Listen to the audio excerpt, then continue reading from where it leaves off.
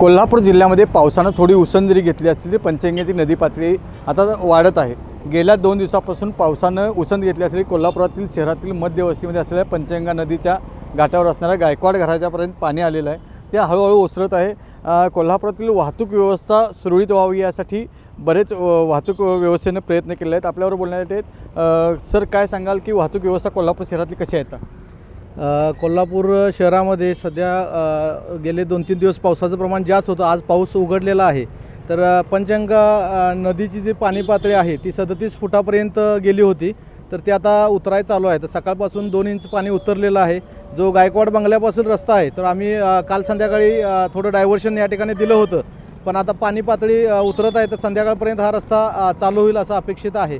तर शहरामध्ये बऱ्याच ज्या ठिकाणी पाणी येण्याची शक्यता आहे, तर त्या ठिकाणी आम्ही बॅरिकेटिंग केलेलं आहे। डायव्हर्शन प्लॅन आमचा तयार आहे। कुठेही वाहतूक कोंडी सध्या होत नाही। तर नियोजन आमचं योग्य पद्धतीनं सुरू आहे। कोल्हापूर शहरातील वाहतूक कोंडी होऊ नये, त्याचबरोबर पूर परिस्थिती ज्या ठिकाणी निर्माण होती त्या ठिकाणीही बॅरिकेड्स लावून किंवा प्रशासन सतर्क अलर्ट मोडवर आहे। अमरसिंह पाटील, जय महाराष्ट्र, कोल्हापूर।